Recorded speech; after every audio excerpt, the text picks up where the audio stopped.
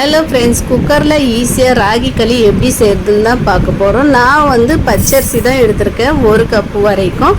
அதை குக்கரில் சேர்த்துட்டு 2 வாட்டி நல்லா வாஷ் பண்ணி எடுத்துன்னு வந்திருக்கேன். சண்டே டைமில் பார்த்திங்கன்னா நிறைய கரீஸ் பண்ண வேண்டியதாக இருக்கும். அந்த மாதிரி நேரத்தில் வந்து இந்த குக்கரில் சேர்த்து நம்மளுக்கு நல்லாவே கை கொடுக்கும்.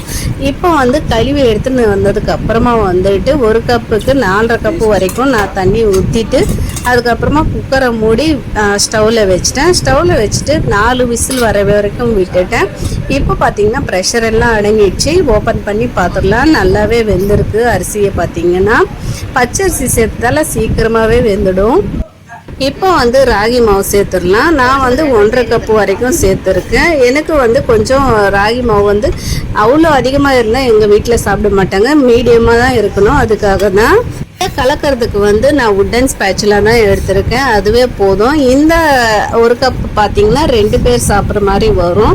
இப்போ பார்த்தீங்கன்னா ராகி மாவு வந்து சாப்பாடும் பார்த்தீங்கன்னா நல்லாவே வந்து கலந்துடும்.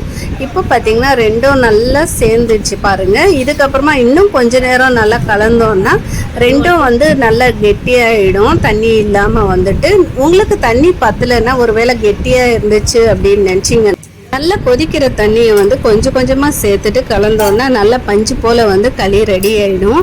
இப்போ பார்த்தீங்கன்னா ஓரங்களில் இருக்கிறது இது மாதிரி தண்ணியை வந்து கையில் தடவிட்டு அதுக்கப்புறமா எடுத்தீங்கன்னா கையில் ஒட்டாமல் வந்துடும்.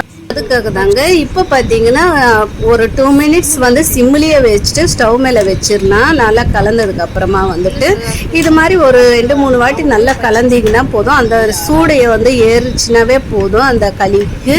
இப்போ வந்து களி ரெடி ஆயிடுச்சு. இது வந்து நம்ம எப்படி உருண்டை செய்யுதுன்னு பார்க்கலாம். ஒரு பவுலில் வந்து கொஞ்சம் தண்ணி எல்லாம் நாலா பக்கமும் தடவிட்டு அதுக்கப்புறமா வந்து களியை கொஞ்சம் கொஞ்சமாக சேர்த்துட்டு இது மாதிரி நல்லா குலுக்கி விட்டிங்கன்னா போதும். நல்லா வந்து உருண்டையாக ரெடி ஆகிடும்.